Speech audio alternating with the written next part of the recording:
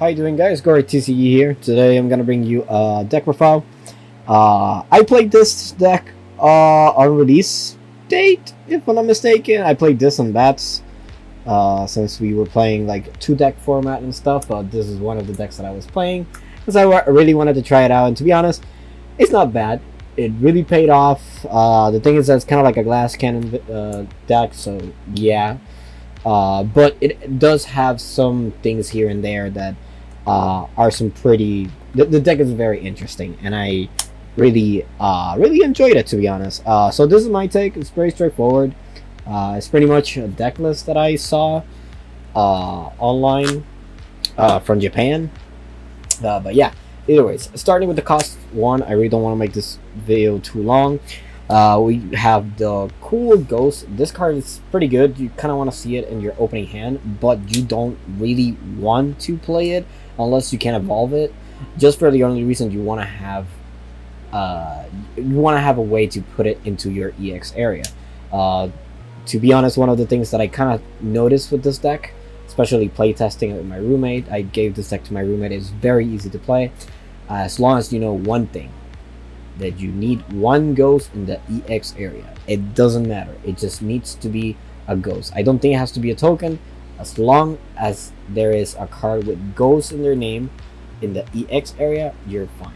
So the reason why I say that is because if you go second or something, you could just play this and evolve it, and that's it. You don't even have to trade into anything. The card can just exist on the field.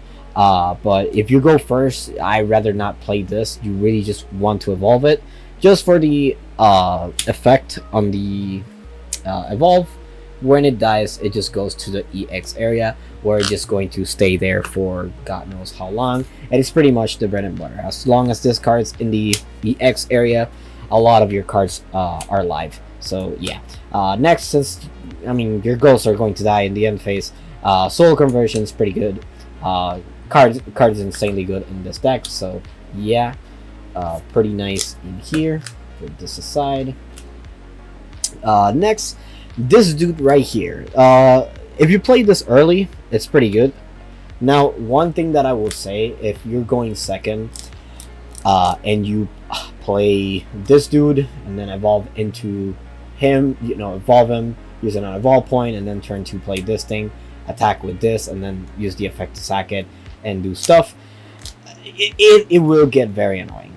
Now it depends on the situation and what deck you want to play, what deck you play against, that the effect to each effect, it's important, but at least the majority of the times you really want to get to that Necro Charge 10 as soon as possible. So when you get to your Masquerade Ghost, this card just makes you a lot of bodies for no reason. So on starting of the turn, you could just proceed to make a token, play Masquerade Ghost, evolve the Masquerade Ghost, and then use his effect to sack the ghost, and then make two more ghosts, and then Masquerade Ghost is just pretty much going to make a lot of plays for sure. But this card is insanely good, to be honest.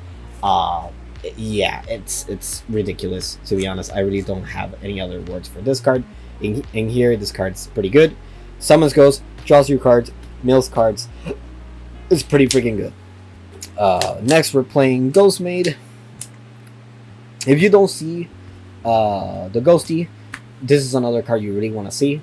You really just want on evolve, you put a ghost into your EX area, if I'm not mistaken. So she is pretty good. Yeah, put a ghost into your EX area and then bury the top card of your deck. So it goes into that thing where you just need a ghost in the EX area. Like I said, it just makes a lot of cards live, and that's pretty much it. Next, Spirit Curator. This is pretty much one of the cards that will filter through your deck. So you don't want to play this card unless you have a ghost in your EX area. So the second effect and the best effect is that if there's a follower who goes in this name in your EX area, you can look at the top 3 cards of the deck, reveal an Abysscraft card from among them, and add it to your hand. So pretty much anything, because the entire deck is Abysscraft. You're not playing any neutrals, you're not playing anything else. So this guy right here pretty much is going to add you everything. And you really want to use that effect to get to your combo pieces, being your Masquerade Ghosts, or the spell that gets you the Masquerade Ghost. That's pretty much it, or anything that will hold the field longer. So yeah, this card is insanely good. Next we have Ghost Rider. I'm a little bit iffy on this card, but it's insanely good to get rid of cards and remove annoying cards. The effect to engage her and give Ghost Bane, it's okay.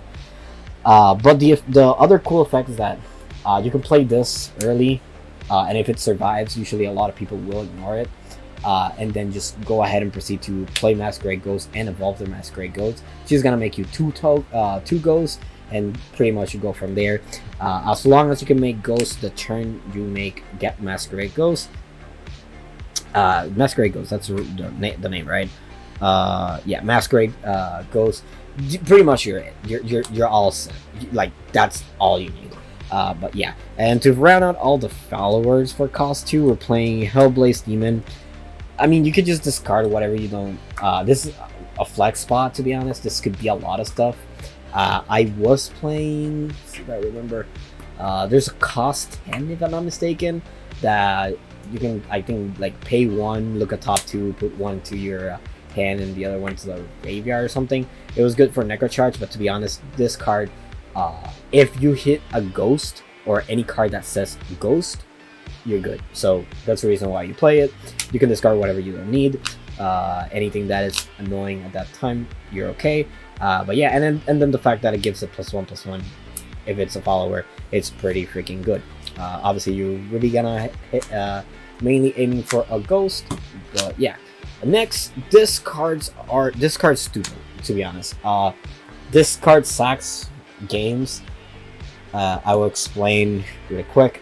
Masquerade Ghost with not Masquerade Ghost, sorry. I mean, yeah, Masquerade Ghost could be one of the cards. If you play it early, it might be like a gamble at that situation, where you proceed to play Masquerade Ghost, you don't evolve it or anything, and then in the next turn you evolve the Masquerade Ghost, and then play this, and then play Phantom Howl, and then pretty much ram your opponent. Phantom Howl first, and then this, and you're pretty much going to wreck your opponent. Pretty wild. It's a pretty good OTK. You do kind of need an evolve point, or obviously you could just proceed to evolve it. So going second with this deck is actually pretty good. The majority of the times I have gone second, and I don't have any problem whatsoever. Going first, it's a little bit iffy because you have to wait 1 extra turn on everything to push. So yeah. But Last Daylight is insanely stupid. There are some situations where sometimes you could just go Phantom Howl and Last Daylight and then just push 8 damage if you don't have it. Or you could just do something stupid if you have to get Last Daylight. Yeah, pretty much destroy your opponent. And the good thing is that this is spot removal, so yeah, that's pretty much it. And obviously, Whispers of a Dream mills the card. Not too bad. Card is pretty freaking good, to be honest. But yeah, this card right here, good spot removals. I mean, the deck has a lot of spot removal, but at least Last Daylight, I feel like it's the better spot removal since it buffs all your ghosts. Next we're playing, for cost 3, we're playing Phantom Howl. It just summons 4 ghosts. This card is a little bit stupid, to be honest. This with Masquerade Ghost, I mean, if the Masquerade Ghost survives, you could just go ahead and play this, and yeah, like, this deck could just do so much damage in so little time that, to be honest, you don't really have to worry too much. It's just ridiculous. Necro Carnival. This is one of the cards that I was iffy if I wanted to play it or not, but to be honest, the effect to revive something from the drop zone, it has to be, if I'm mistaken, what, 2 costs? Yeah, 2 costs. So you have plenty of cards, to be honest. I mean, mainly you kind of either want to loop the Spirit Creator or Akros. Pretty much is going to be one of the good targets. So if you have this in your hand and you have Akros in hand, you can start like milling stuff. That's probably the best option for sure. Start milling, get to Necrocharge 10, so you put a lot of pressure on your opponent, and then you can just go ahead and, if your Akros dies, Necro Carnival, revive the Akros, and then just proceed to ram your opponent, because this is going to also make you 2 goals. And well, yeah, makes 2 ghosts, revives the Acris attack with the 2 ghosts, Acris effect, sack 1 ghost, make 2 more ghosts, and late game this it just steals game, to be honest. Like, yeah. Next for cost 4, and pretty much it, we're playing Sincere Soul. This is the card that enables the new Sincere Masquerade Ghost. So search it for a Masquerade Ghost, summon it, and then give it ward. So pretty good, pretty not bad. And then the other effect is that you can pay 4, banish this card, and then if there's a Masquerade Ghost in your EX area, that's going to be the annoying part. So you really want to always evolve your Masquerade Ghost. You basically summon this dude from the evolve deck. So yeah, it's insanely good. Just the fact that it gives the Masquerade Ghost ward, it's just good. I just don't have any other words. So I just really like this card. You know, it just gets you the Masquerade Ghost. I'm talking about Masquerade Ghost. We have, well, the Masquerade Ghost. Gives +1 to all your ghosts. Evolves for 1. He looks insanely good. I'm happy that I get to play a deck with him now. And to be honest, it's just ridiculous, to be honest. This is, like, I'm lost for words. And finally but not least, Colossal Grudge. This card costs 3 less if you have a follower with Ghost in their name. And this is the one thing I was saying. This card is insanely good. So if you can manage to put your Ghost stuff into the EX area, you are fine. Your opponent really can't touch them. No one plays Erd. You know, it's not worth it. But to be honest, it's insanely freaking good. Having a Ghost, all your cards are pretty good, so this will cost 1 the majority of the time. And then the effect is that you deal 4 damage to something and deal 2 damage to the leader, to your opponent's leader. It's just insanely good, to be honest. I just lost for words.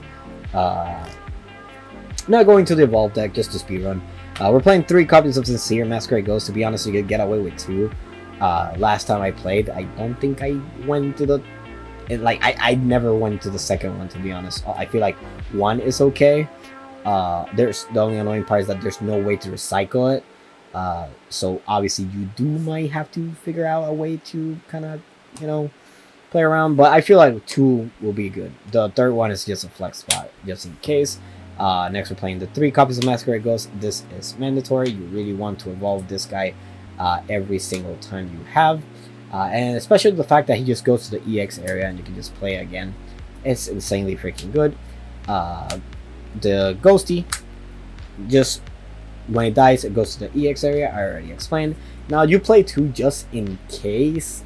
To be honest, like, but other than that, You know, in case you want to put pressure, you can just evolve 1, swing, dies, goes to the EX, and then next turn you can play it again. Oh, the other thing is that he's also a ghost. You know, it's not that ghosty. It's part of the name. But since he's also treated as a ghost, a Masquerade Ghost gives it +1, and a bunch of other stuff will just, you know, what's the name of the card? Last Daylight, if I'm not mistaken. Last Daylight will also give it +1 attack, and yeah, it's just stupid. And finally but not least, Ghost Maid. I already said it. Unevolved, put a Ghost into the EX area, and then mill the top card of your deck. But yeah, this deck is pretty freaking fun, to be honest. I really like it. I see a lot of players that might play this deck, to be honest.